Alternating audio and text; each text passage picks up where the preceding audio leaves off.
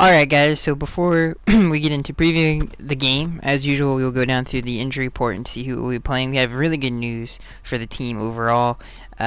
We have been, besides the Carolina Panthers and I think the Minnesota Vikings, we have been, in terms of just continuously switching out starters, we have been the worst in the NFL. So we've had the most backup starting on our offensive line, I think more than anybody this year, which is kind of crazy to think about. It's insane. I think we have 12 different starts or something crazy like that. So we get some great news here that we definitely needed, and especially going against a great pass rusher and Terrell Suggs and Elvis Dumerville. We needed our guys to be back because that defensive line can dominate a game, and we saw that with when we have a subpar offensive line or a practice squad offensive line, like with Sam Young starting, with Craig starting. Anthony's not a bad player by any means. He's actually a pretty dang solid player.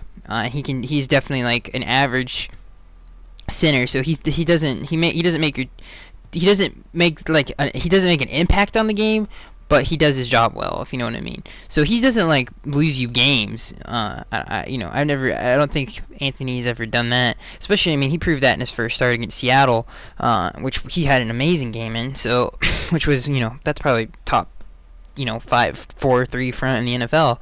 So, but other than that, you got Craig and you got Brandon. Not so good. So we saw what happens with the Titans game. Just disrupts our offense. You saw what happens against the Rams. You saw what happens against a lot of other teams. That it just makes a huge difference in your offense. And it's amazing that we're gonna get Laramie and Brandon back, which is huge news. The fact that we're gonna get those two back, like I said, going against two really good pass rushers and Elvis and Terrell Suggs, it's pretty amazing. So I'm glad. We should be lucky that we're getting these two back this game. All right, so guard Jermon Bushrod and running back Kenyon Drake also were full participants, in case you guys are wondering about them. Mike Pouncey will miss his third consecutive game with a hip injury. Xavier Howard is listed as doubtful. He's not going to play, and even if he did, he would play only a few snaps, and he's definitely not going to play. Even though he had another full week of practice, pretty sure. Wide receiver Devontae Parker, this is one of the other big ones. He injured his back falling on the ground on last week's game. I don't even think he played the rest of the game after that. So he's listed as questionable. He didn't practice all week. I would not expect him to play, and if he did, he's not going to be playing a lot. And if they are going to do that, I would sit him the entire first half. I would not play him until the second half, because that's when you really need him. So I wouldn't play him. If I was them, I'd be like, we're just going to send him out first half. I think we have really good, talented young receivers. I think Jarvis and Kenny, who can take up the top of a defense.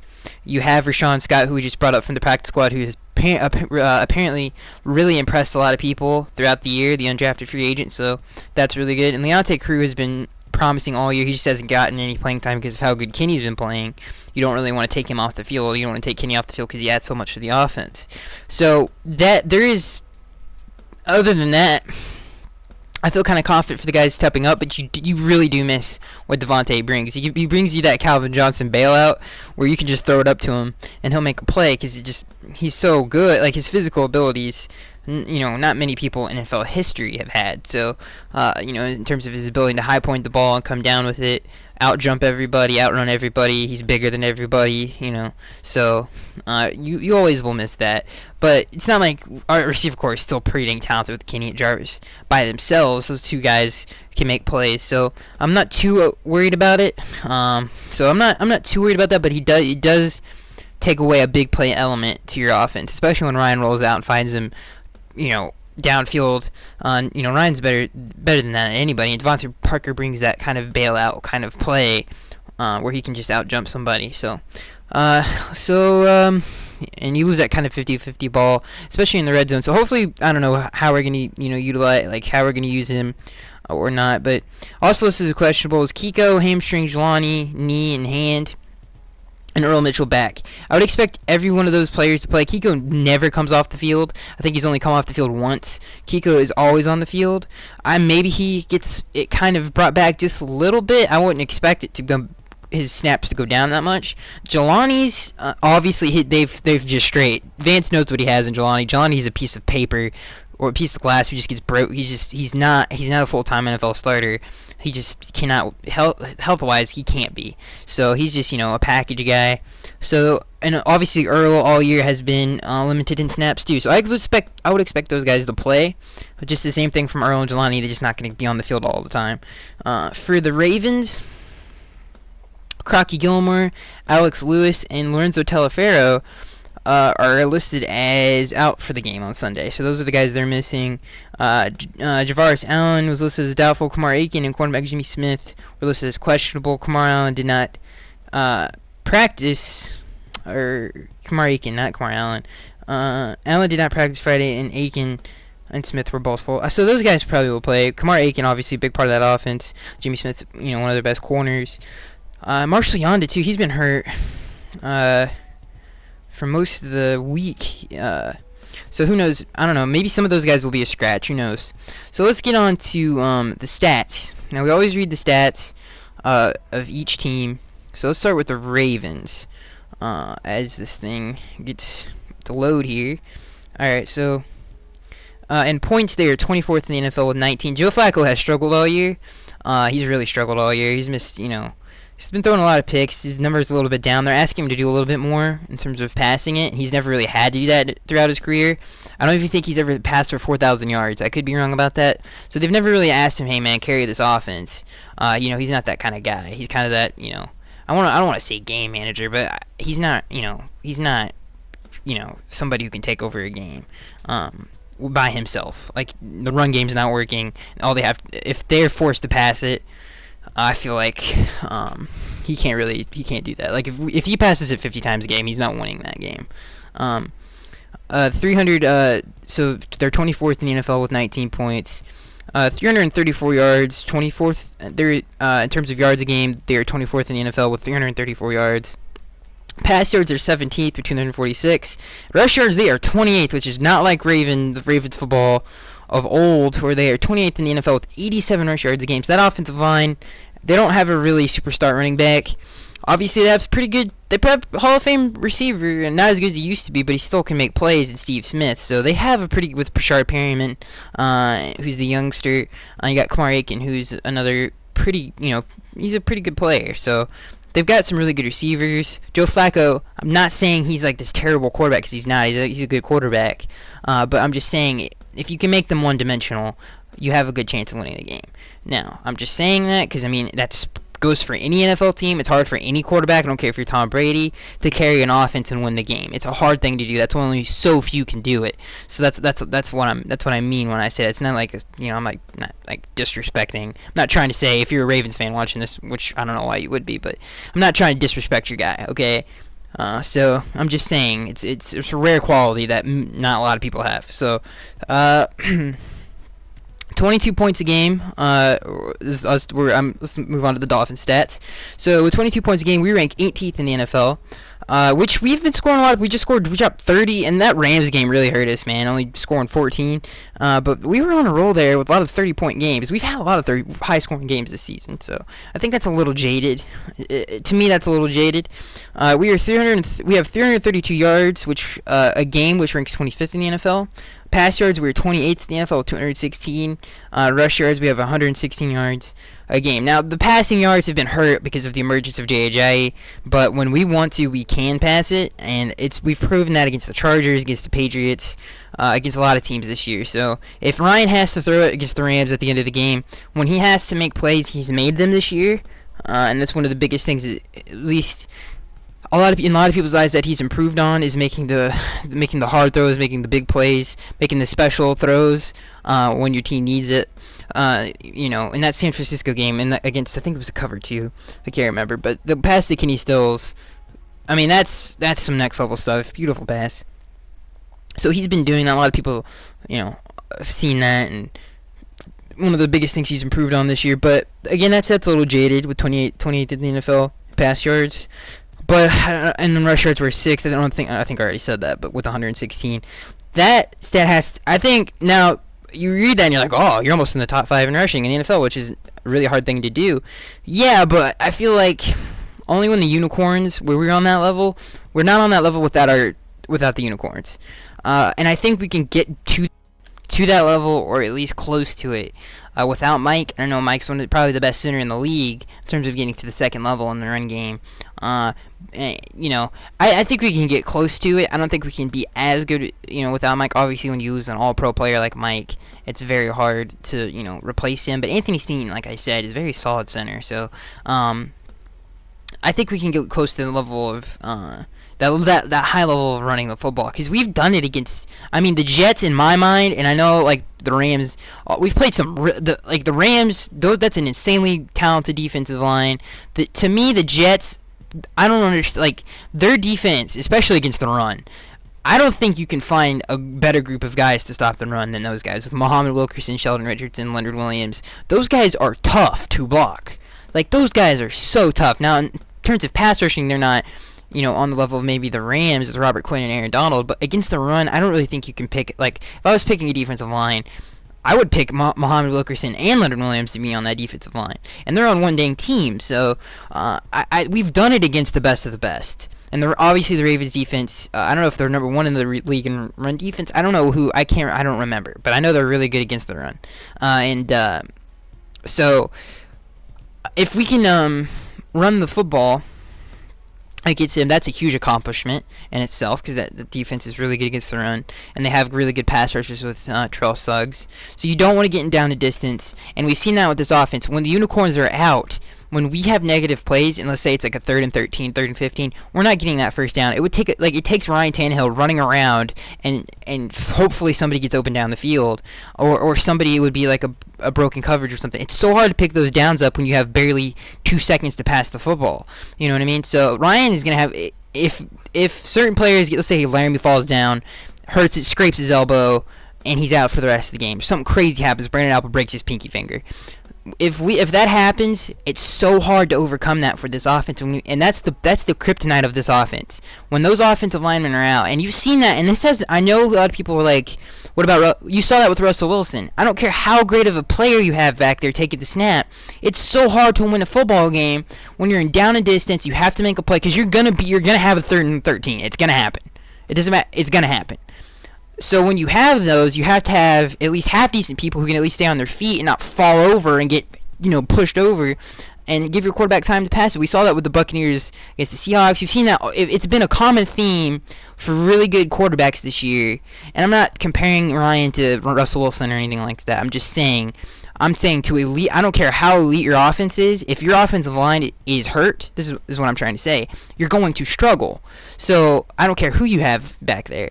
You could have, Tom Brady back there. He's just going to struggle. If you don't give him time to pass, he's going to struggle. You get what I'm saying? And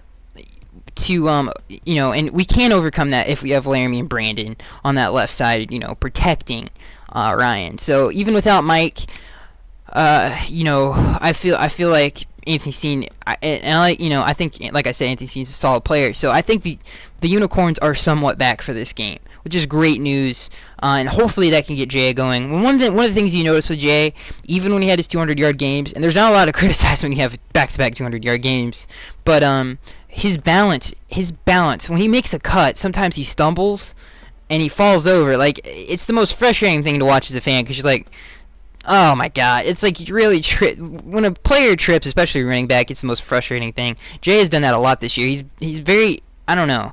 He runs so, I don't know if it's because he runs so hard and he can't keep his balance. He just needs to work on that a little bit more, I think. And I love the way Jay runs. I people like the patient backs and stuff like that. I love somebody who's just gonna hit the hole and just run people over. That's my favorite kind of running back. So I love Jay. I love this. I'm not criticizing. I'm just saying, that's one thing, if I had to pick, he could work on. That would help him, and obviously receiving him being. But that's why we have Damian Williams. But like I said, now that the Unicorns are coming back, that should instill confidence into the fans, into the Dolphins football team, that we're reassured that Ryan's gonna have time to throw the football, and Jay's gonna have holes to run in, and it's not gonna be a struggle all day to get anything happening on offense. And like, again, I don't care, if you're the greatest offensive coordinator offensive coordinator of all time, you can't take these 5 to 7 step drops, try to launch one downfield. They have an extra safety in the box. They're daring you to launch one downfield, and you can't because you're not getting enough time. So it affects your play calling too. And you saw there was a lot more screens and stuff like that. So you understand. Let's move on for the offensive line. I could talk about that all day and how it affects an offense and stuff like that. It's just amazing news that we're getting those two back. I'm running out of breath. God. But you know what I mean. So let's move on. You guys get the point. So let's get on to the defense. I feel like the defense has had games where it's like, my God, and a lot of and for some reason, I see this is credit to us because we watch every single football game, and if you're a hardcore fan, you pick everything apart and you understand why this doesn't work or why this works and why this player's great at that and why we're not. So if you've watched our defense all year, you know why for some games they just don't. They're I think probably a little bit, probably 2 or 1 or 3, or I think we're still 1 in third down defense, which is a huge accomplishment. And that means you have a really good defensive line, especially us. You're getting after the passer, you're messing the timing up. Obviously, Byron Maxwell. I'm not sure. What I'm trying to say is, we really miss. Now I'm gonna get this right. Hopefully, I get this right. Rashad Jones, or I keep calling him Rashard, but his name's Rashad Jones. We really miss him, and that's shown. And we miss Xavier, and that has shown. Sometimes, not all the time, but sometimes it has. And especially when somebody gets into the second level of our defense, you kind of hold your breath and cross your fingers, just like, please somebody catch him, because I feel like we don't have, other than Issa, who's been a very good player for us this year. I don't know, Issa has to come up, and sometimes we have to bring Issa up, because you remember what Rashard was sometimes an extra linebacker for us, Rashad. I'm going to call him Rashard because I can't stand that. I just, alright, Rashad Jones. I know that bothers some people. I'll try. But we use him as basically an extra linebacker. And that's one of the things that made Rashad so great, was that he was so good in coverage. He was so good against the run. In my opinion, last season was one of the best years for any safety ever. That was such a great, and everybody's like, well, he got all those tackles because a lot of people were missing tackles and they're getting to the second level. No, we brought him down to help with that, and Rashad did everything last season. So we are missing him. So I think that's why we gave up that's not one of the biggest reasons we gave up 400 yards. A lot of that had to do with how good Colin Kaepernick played. He had a really good game. He made some plays that you have to throw up your hands and say, well, I mean, what can you do about that? There's really nothing you can do. To be honest, I mean, some of the plays he made on Sunday was pretty dang good. But we've seen that we have missed Rashad. So against this Baltimore offense, I really think if you get after Joe Flacco, you don't let him sit back there because he's a great deep passer. He's one of the best in the NFL. You don't let him sit back there. You don't let him get the deep ball. You have to tackle against this Ravens defense. They make a living off of missed tackles. Their offense does. I mean, the receivers break a lot of tackles. Steve Smith is one of the greatest receivers of all time at breaking tackles. I like our matchup this week because Byron Maxwell is such a great tackler, and so is Tony. Now Tony has missed some tackles, but I've seen Tony make some really good tackles. So I'm not gonna say he's inconsistent. He's a pretty dang good tackler, but the ones that he has missed, obviously those are on highlight reels, and everyone's gonna get on to me for saying. But Tony, for a cornerback, he's pretty dang good. Kiko Alonso has been lights out all year. One thing he can work on is reading which hole he's supposed to attack in the run game. I swear to God, this man, he's so impatient. If you were to just watch what the play is and read and react to that play, he would improve so much from what he improve so much because he's so light. It's so easy to take him out of a play. So one of the things he can work on is tackling. Obviously, he struggled with that all year. So stuff like that. I think defense is in most of our collapses as a defense is mental. So against the 49ers, Chip Kelly's offense is very. Make sure you guys have a hat on a hat. So hopefully that is a little less apparent in this game, and I think it will be. Their offense isn't a lot of mixed direction like Chip was. You have to make sure you're in the right assignments. And you know what? I really do feel like this defense, like I said this before, and the good thing about this is, and the good thing that we've put ourselves in this situation is you only get better, and especially when you have great coaches like we do, you only get better. You only get better throughout the season, and that's true. I don't, you could be the worst team, and you're better than you were than when you were at week 1. It doesn't matter what your record is. And I'm so happy that we're put in this situation where 7-4, because all you're gonna do is get better. And you know what I want to point out is that Ryan has definitely changed this year, and I've always been a Ryan Tannehill guy, and I think he's always been a great quarterback. He's had to carry this offense a lot of times, and throwing it 50 times a game. He's had to go through terrible regimes in terms of the Joe Philbin era, where he literally wanted to be a cyborg and not be spontaneous and not use his athleticism, he's one of the smartest NFL players in the league, and not let him audible. That's that's just stupid. Saying that right now makes me upset, because you're just wasting somebody's talent, and that's terrible quarterback development. Those things I just said. If you do that to a rookie quarterback, he has to be either good out the gate. It's just not how you develop a quarterback, if you know what I mean. So what Adam has done is he's let Ryan audible, obviously. He's let him be a whole lot more spontaneous. He wants him to be spontaneous. He wants him to make those Aaron Rodgers plays. He wants him to roll out of the pocket and make those throws on the run. Ryan, in my opinion, is the best throw on the run guy, especially deep. I've never seen anything like he hits him in stride deep. 50 yards down the field, rolling to his right, rolling to his left. We've seen that his whole career. In my opinion, he's the best. But he has one of the biggest things, in my opinion, that has changed with him is his personality in terms of on the field. Like Ryan, he's like way more hyped up. He's way more, he's one of the guys. The guys are with him to beginning to the end, and I think that's always been there especially with Mike Pouncey. I think that's always been there, but you see it more in terms of personality. He's really taking on the personality of Adam. I think all of us have noticed that, and it's one of the the things that I have noticed that has really changed with Ryan is that, and that's a good thing. You want your quarterback to have that kind of passion. And Joe Philbin wanted to be a straight, stupid, just be robotic and stuff, like don't audible, don't make plays on your feet, stay in the pocket, make a throw. And then obviously Adams came and changed that. One of the other things Adams done is make sure, and he's gotten to, and this is another thing, your offense is just going to get better.